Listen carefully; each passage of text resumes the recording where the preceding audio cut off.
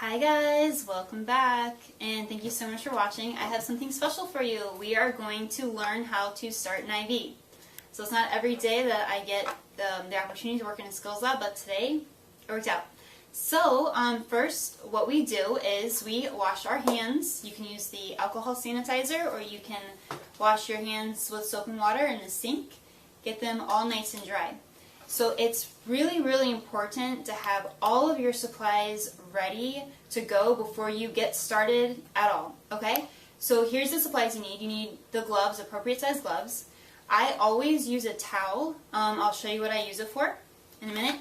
You need an IV start kit. You need the extender tubing.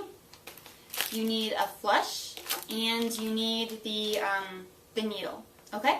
I work with adults in the med-surg, so I always try to use a 20 gauge.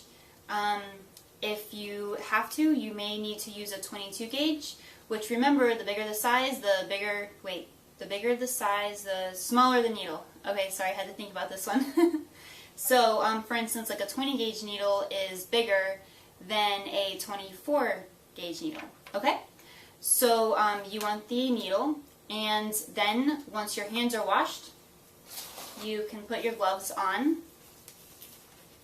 And I personally have to have really tight gloves. So I have to use a small pair of gloves because otherwise I can't do it. I literally cannot. I have to wear my size gloves. Another thing that I want to tell you is your physical comfort is really important. You want to pay attention to how you feel physically on the job all the time.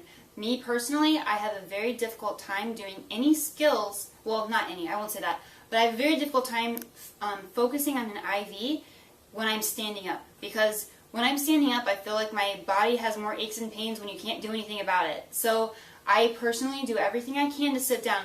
There is a rare occasion where I can't. But if you start by sitting down and you learn the skills, maybe when, that once or twice instant happens, then you'll be okay when you are standing up. Okay?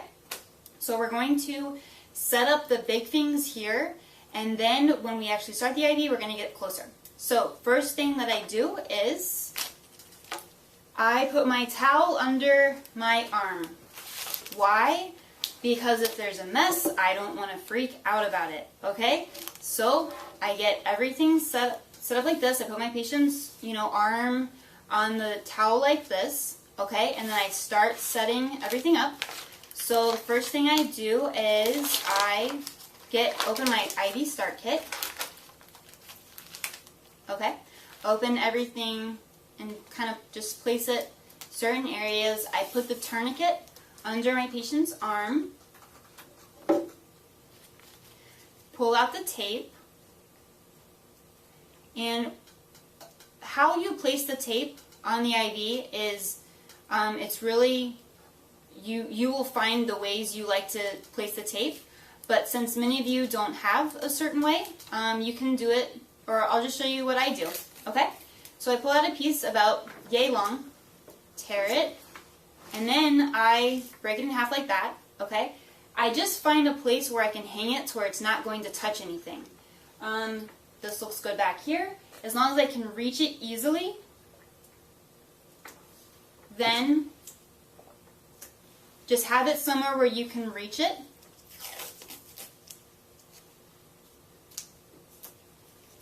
So I pull off probably like 2 or 3 pieces of tape, just like that.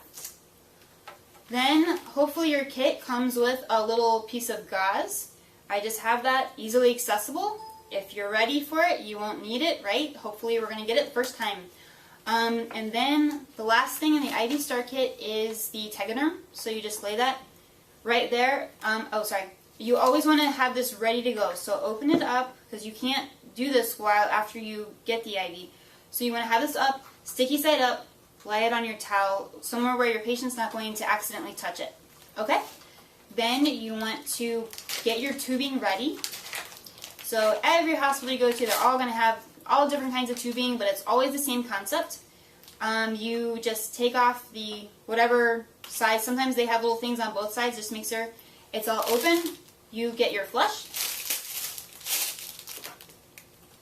I like to kind of get that little air bubble out my flush first, and then prime the tubing. Make sure you see some fluid right there. And then what I do is I take a deep breath, make sure I have everything. Look around, go, okay, we're ready to start. So, then you tie the tourniquet. I don't know how to describe this, but I kind of push my patient's arm down slightly, not hard, but just down. I usually tie the tourniquet on the inside of their arm just so I'm not pulling any hair, because that would hurt. And just kind of pull this up like this, and then tie it around like that. It's got to be pretty tight. I always tell my patients, it's got to be tight, but if it hurts too much, let me know and I will reposition it or readjust it, because it could be on a really awkward angle. Okay, so as you start doing that, you're going to hopefully notice that your patient's veins will start kind of popping up. It's got to stay on for, I would say, a good like 30 seconds maybe to even start to see that. Okay, so then what I do is I take an alcohol prep. Okay, now I use alcohol swabs only to actually find the vein, and if the vein is already bulging out, you might not need to do this step. But what I found, especially in darker skin, is that alcohol somehow lets you see the vein a lot better. Okay, so just kind of rub the area, and then I just just feel around, and what you're looking for is that like rubbery, but like line feeling and rubbery thing, like a tube. Okay, hopefully you feel that. A lot of times we have older patients with comorbidities and very difficult veins to find, but hopefully you feel that nice rubbery thing, and hopefully it's nice and straight. If it's not nice and straight, you just kind of have to play with it and work with what you've got, but hopefully it's like that. Okay, so again, so I just rub around, and like I said, the alcohol swab just does kind of like highlight it, and it makes it more visual. Okay, and this particular kit uses a chlorhexidine swab. Some of them have that little thing that you push, and it will open. But so in this case, if I had this chlorhexidine swab, I would pre-open it and have it ready to go. And you just kind of clean the area. You let it air dry. Okay. When I'm letting it air dry, get the needle ready. Okay. You want to just, whenever you open a new needle, it's got like this little, it's kind of like stuck in that little place. You just want to like move it around just like that. Okay. And then put it back in here. Okay. And then now we're going to get close. Okay. So then you want to get a really good grip on the area. Okay. And then you want to go in with the bevel up. Okay. And we're going to get, so now we have everything ready. Our chlorhexidine is dry. We have already selected our vein. This is a nice hunking vein right here, thankfully. So we grab our needle. Okay.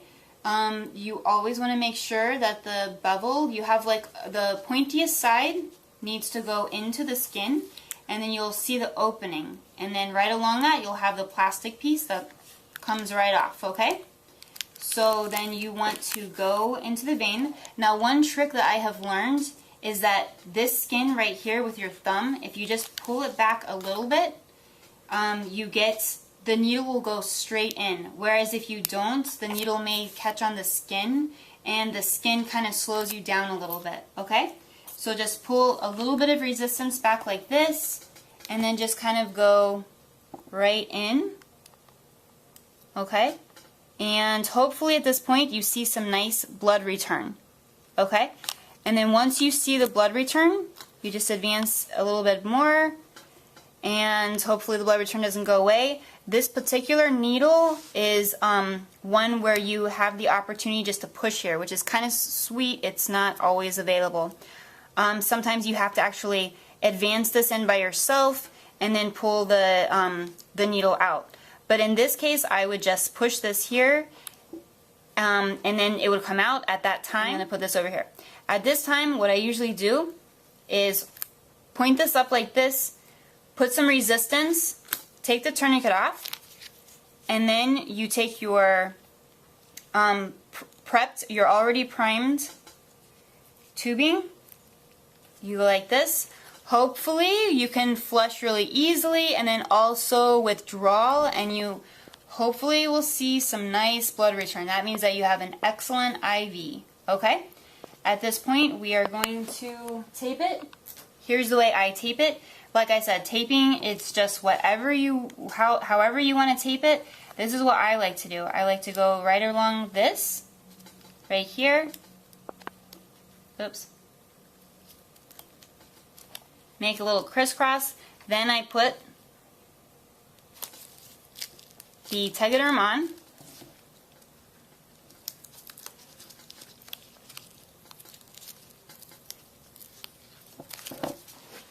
And at this point, I usually put this here and tape this right around here, and maybe here just to keep it sturdy.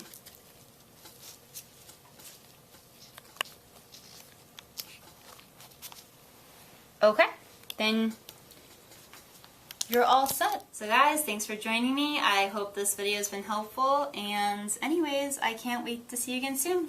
Bye! Hopefully more skills videos in the future. We'll see what we can work out. Alright, love you guys.